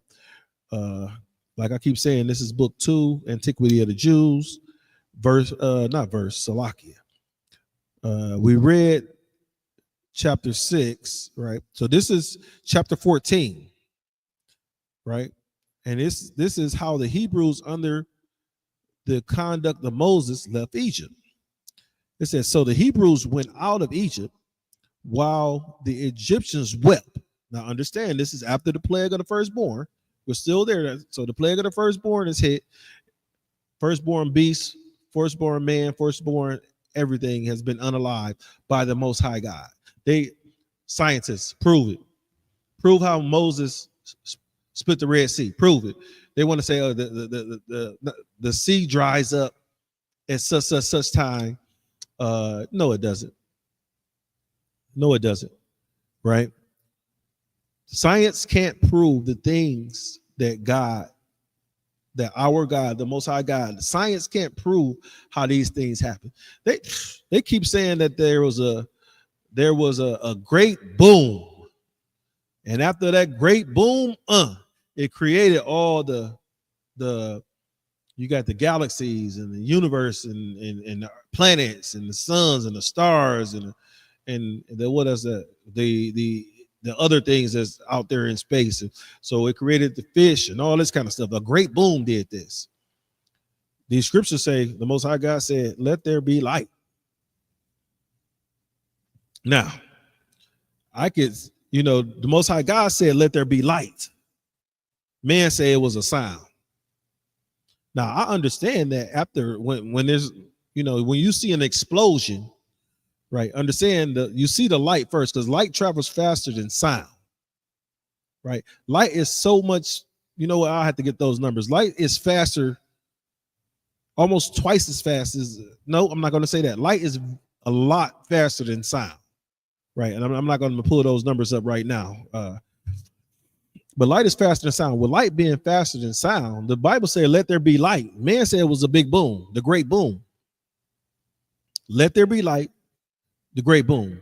the light will get to you faster, much faster than the sound to get to you, right? So that's what I'm trying to explain is that's how slow, if you can do a comparison of how slow man is compared to God. You know, you look in the scriptures, the Bible says that his ways are not our ways, speaking on the Most High God. I'm paraphrasing the scripture. Like the Most High God's ways are so far above our ways, it's like the heavens above the earth, right? Right. His ways are so much higher than our ways. Understand this is that light is so much faster. God said, let there be light. Man said it was a great boom. Light is faster than sound. Right. But to go back, it says, this is chapter 15, the antiquity of the Jews. This is paragraph 1. It says, so the Hebrews went out of Egypt while the Egyptians wept and repented that they treated them so harshly. So the Egyptians are repenting that they treated the Hebrews so harshly because they believed they were superior. Pharaoh had the Egyptians, I'm not going to even say thinking. Pharaoh had the Egyptians knowing they were superior to the Hebrews, right? You have a story in about how you had a Egyptian beating and chastising and a Hebrew. Moses unalived this Egyptian, right? Took him somewhere, hid the body, right? Left, come back. Then you got a Hebrew talking about, oh, you got two Hebrews fighting, and Moses trying to break them up. And they're like, hey, you trying to, you gonna do us like you did the Egyptian? So Moses like, oh man, I got to go on a run. Moses had to go on a run because of the people that he tried to save, the people that he's trying to help be delivered out of Egypt, the people that he's trying to help get out of Egypt. He had to run and had because these people was gone. They could have reported him to Pharaoh, right? And if they would have reported him to Pharaoh, guess what? Pharaoh would have tried to come after Moses and put him in prison or whatever. You never know what may happen. I'm not going to speculate, right? So now they took their journey by Letopolis, a place at the time deserted, but where Babylon was built afterwards, where Candace lay Egypt waste. But as they went away hastily, on the third day, they came to a place called Belzephon on the Red Sea. And when they had no food out of the land of Egypt, when they had no food out of the land because it was desert, they eat of loaves kneaded of flour,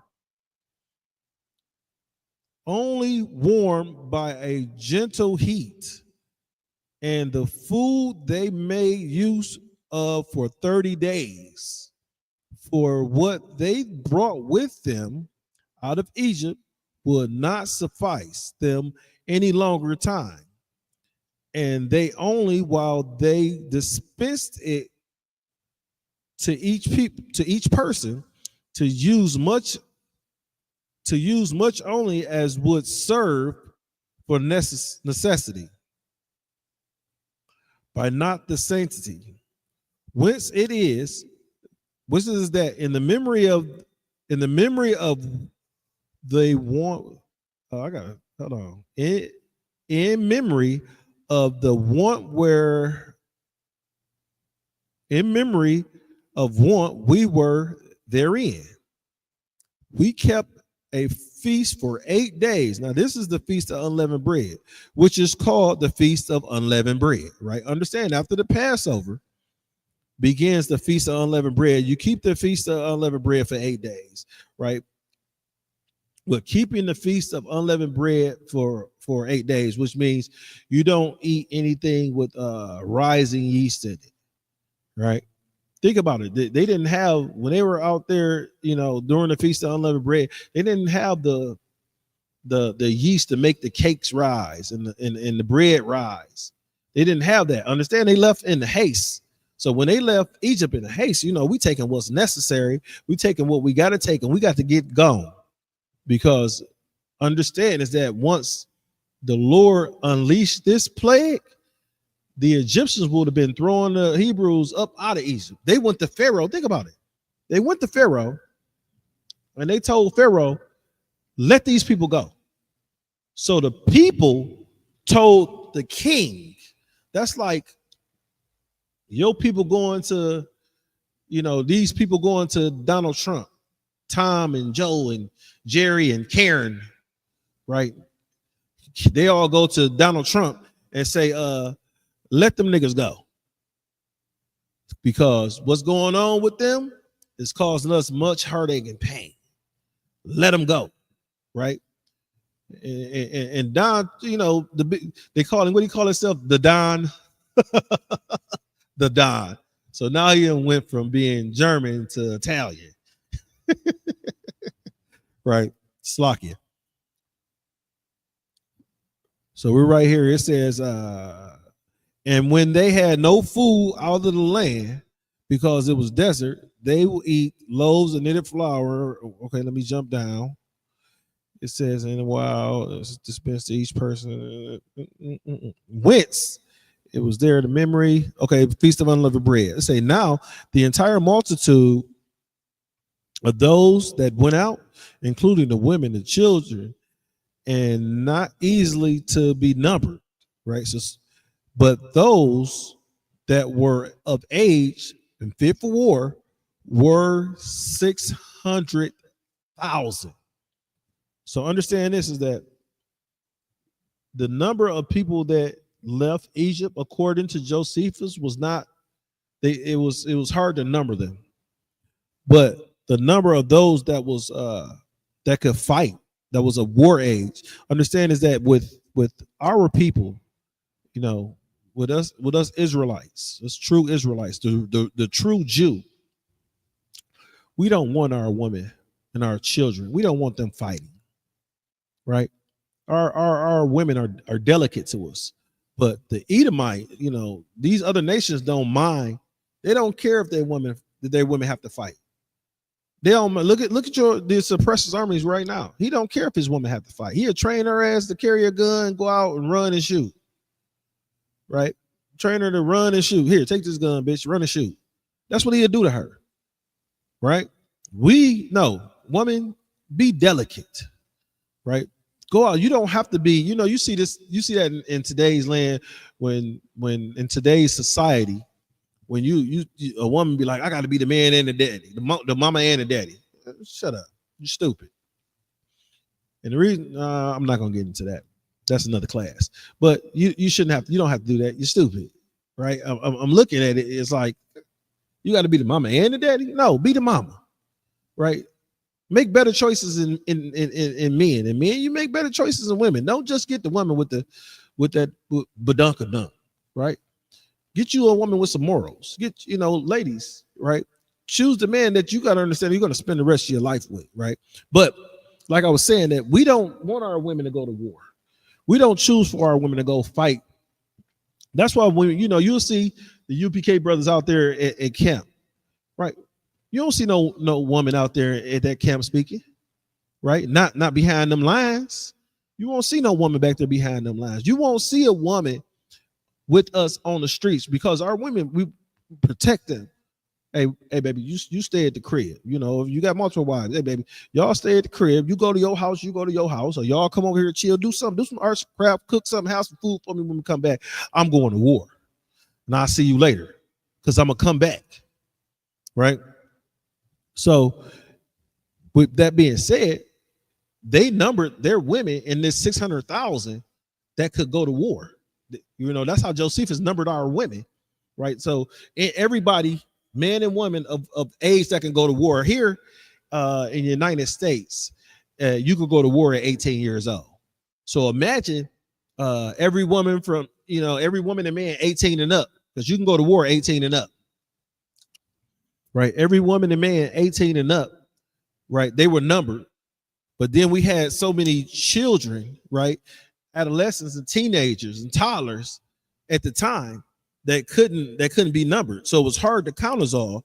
But every man and woman 18 and up was about, and this is war age. I'm just using. I'm not saying it was exactly 18 and up, but every man and woman of war age, it was about 600,000 of those individuals, right?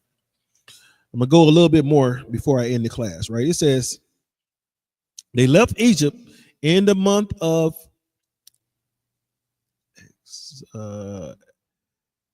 Xanthus on the 15th day of the lunar month, 430 years after our father Abraham came into Canaan, but 215 years only after Jacob removed into Egypt.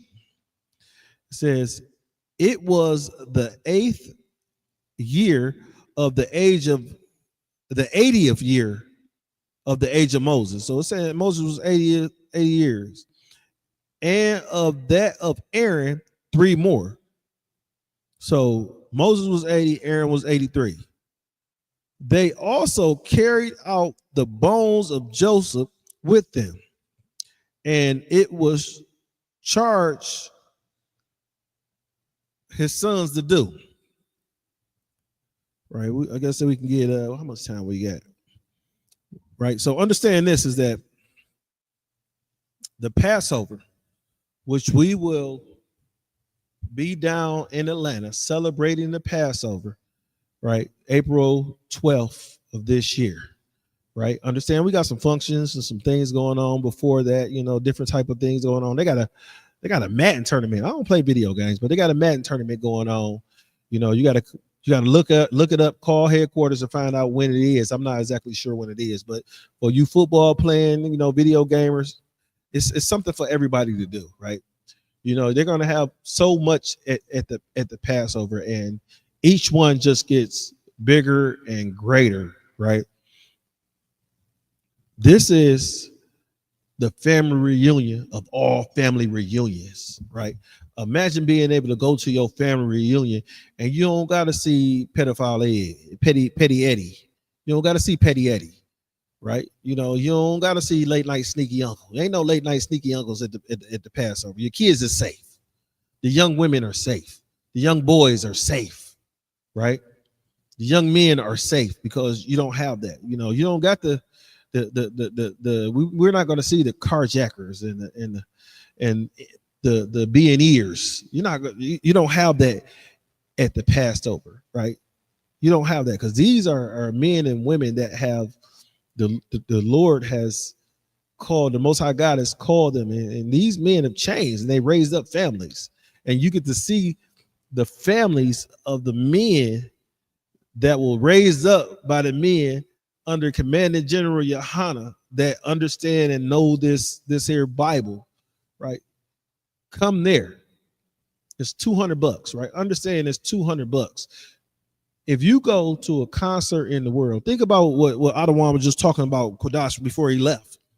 He was talking about the black party. The black party is going to be filled with celebrities out of Israel, and it's going to be filled with some celebrities that's in this rappers and singers that's not in the truth, right?